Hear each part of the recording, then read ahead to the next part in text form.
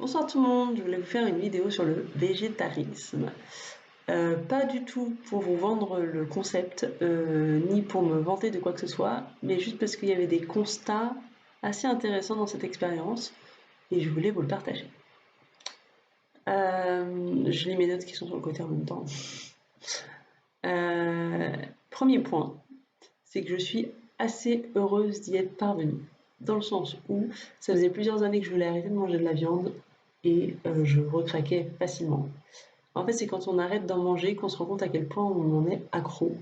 Je pensais pas du tout être accro à la viande, mais en fait, j'avais du mal à m'empêcher prendre dans le saucisson en soirée.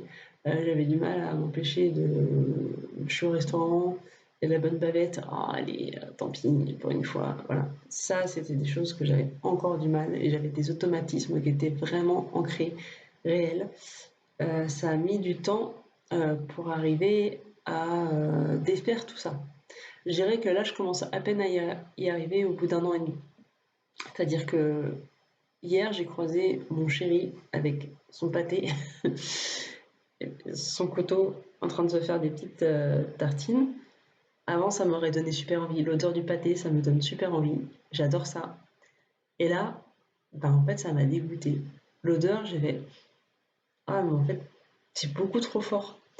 Les odeurs, elles ne font plus du tout le même effet. C'est assez impressionnant. Donc, ce qu'on passe de ah j'adore, on passe à bah soit ça n'a plus trop de goût, soit en fait ça écœure. Nos sens changent en fait, c'est vraiment intéressant.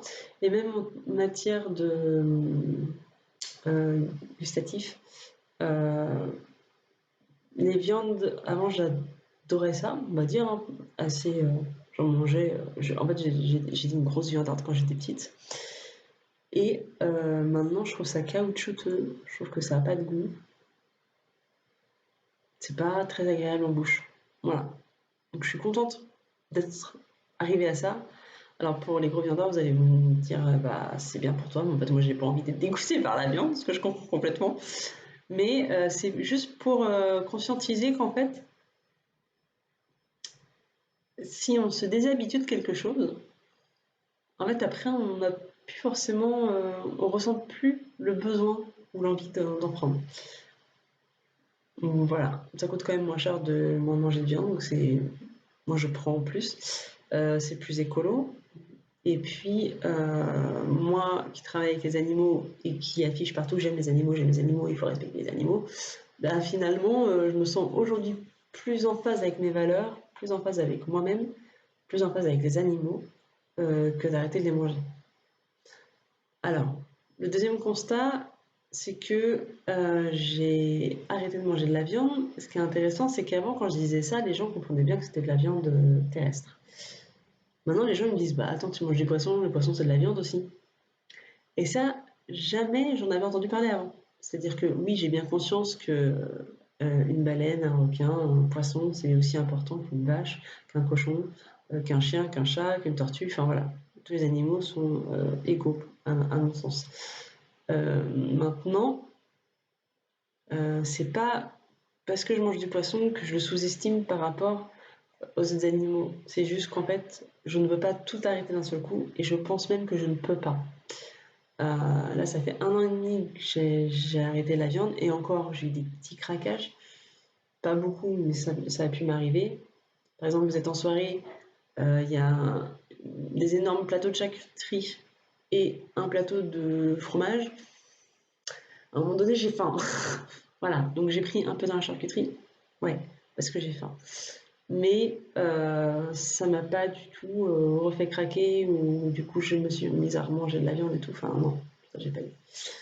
Euh, voilà. Et donc le poisson, oui, là ça y est, je commence à vouloir arrêter aussi le poisson. Pareil, ça va prendre son temps. Je vais d'abord diminuer, et puis après j'en mangerai rarement, et puis après j'arrêterai. Ça va peut-être me prendre encore un an, mais je suis complètement ok avec ça. Mais par contre, je vois bien que l'extérieur n'est pas très ok avec le fait que je craque encore sur certaines choses. Je comprends pas pourquoi ça, comment dire, ça interloque autant les personnes de mon entourage, je veux dire, je mange ce que je veux et ce que je peux. Et puis, faut bien se mettre en tête que quelqu'un qui est accro à la drogue et à l'alcool, on peut pas lui demander d'arrêter les deux en même temps. Ça ne marche pas, le mec il a pété les plombs.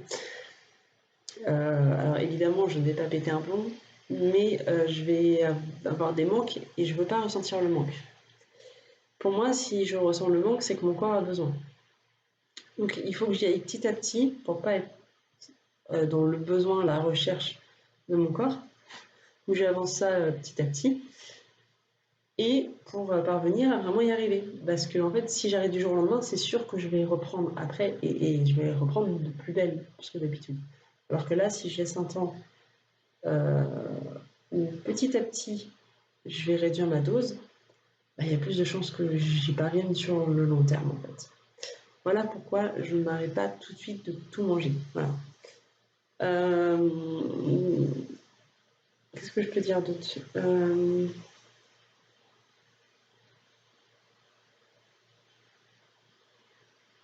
Ouais, quand je dis aux gens que j'arrête de manger de la viande, souvent ils veulent remplacer par autre chose.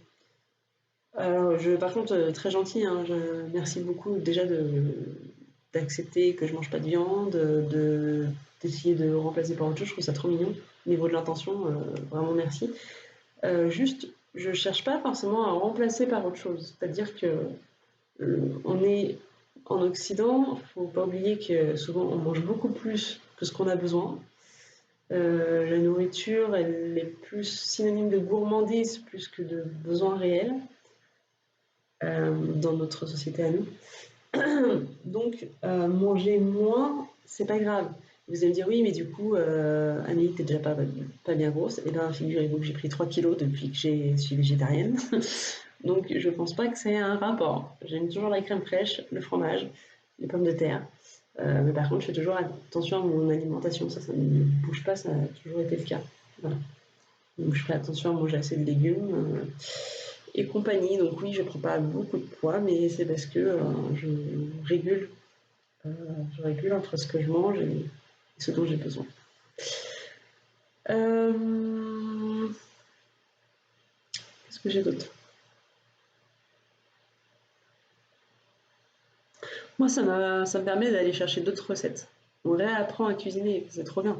Avant, je mangeais de la viande et un accompagnement. Bah, maintenant que j'enlève la viande, en fait, si je mange juste des pâtes ou juste de la purée, à niveau gustatif, ça va manquer. J'ai besoin de m'émerveiller, en fait, par la bouche. Donc du coup, je vais mettre plein d'ingrédients différents, avec plein de couleurs différentes, avec des assaisonnements différents. Enfin, moi, j'adore. Je prends l'exemple des bobounes. Si vous mettez, vous faites des bobounes, donc c'est un plat asiatique. Je ne sais plus exactement, je crois que c'est vietnamien, mais j'ai un doute. Vous mettez des carottes râpées, du vermicelle de riz. Vous mettez de la menthe, de la coriandre, du citron, de la sauce pour nems, des nems à base de légumes. Ça vous fait un super bon plat avec plein de saveurs et vous avez tué personne. Voilà, c'est trop bien.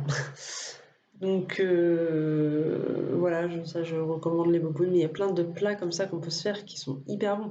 Même les burgers végétariens, bon, j'avoue, je ne retrouve pas le même plaisir qu'avec de la viande, mais il y a des super bonnes galettes à base de pommes de terre qui sont exceptionnelles, des galettes à base de légumes qui sont trop bonnes, qu'on peut faire soi-même. Enfin, on n'est pas obligé d'acheter des trucs tout faits en supermarché, quoi. Voilà, c'est des choses, on réapprend à cuisiner, on réapprend les légumes, et enfin, c'est plein de saveurs hyper bonnes. Euh, voilà, je trouve que dans les restaurants, j'ai moins de difficultés qu'avant parce qu'en fait, on me propose beaucoup plus de plats végétariens, ou en tout cas pas que à base de viande. Donc ça, c'est vraiment cool, ça permet d'être aussi d'un point de vue social plus à l'aise à aller au restaurant avec les copains et les copines. J'ai aussi de plus en plus de copines qui mangent pas de viande, ça c'est cool. On se retrouve en soirée et du coup on se ramène des trucs à base de légumes les uns les autres, donc c'est vraiment top aussi. Il y a moins cette gênance de se dire ah mince, je me sens à l'écart, je mange pas comme tout le monde. Est-ce que ça va les gêner ou pas que je mange pas de viande? Je vais encore me prendre des réflexions. Enfin voilà. Là c'est vraiment hyper agréable de pouvoir manger comme on veut quoi. Voilà. Et les repas de fête, j'avais noté repas de fête de Noël. Moi, ça fait des années que je ne mange plus du tout de foie gras. Je trouve la manière de les faire complètement pas du tout dans le bien-être animal. Et donc, du coup, j'en mangeais déjà plus depuis pas mal d'années.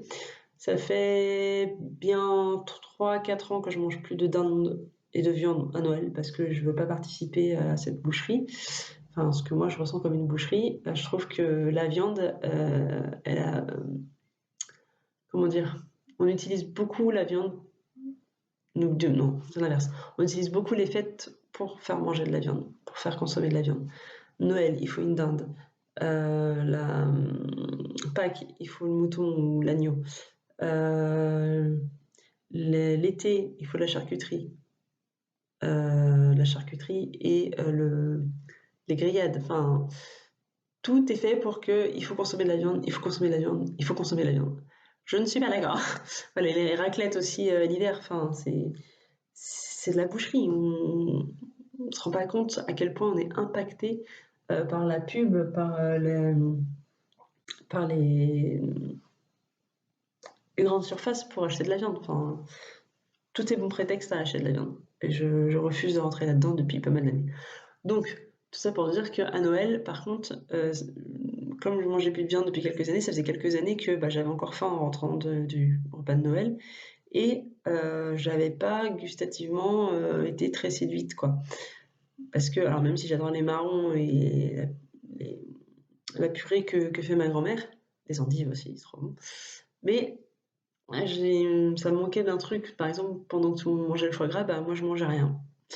Euh, donc cette année, je me suis ramené mes huîtres.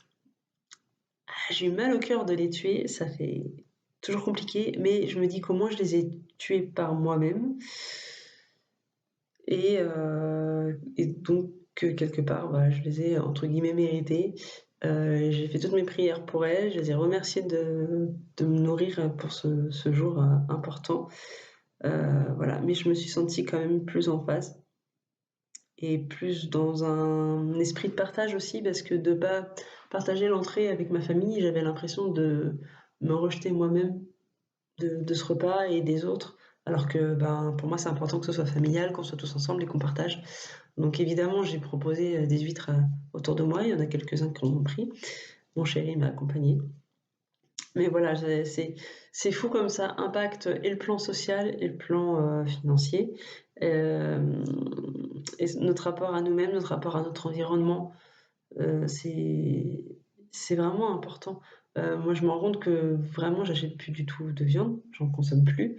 Ça n'empêche que je peux en cuisiner pour les enfants. Enfin, voilà, comment dire, je n'oblige personne à manger comme moi sans viande. Chacun fait ce qu'il veut. Et puis les enfants, ils feront leur choix par eux-mêmes. Hein, voilà. Donc je leur cuisine de la viande, ça me dérange pas.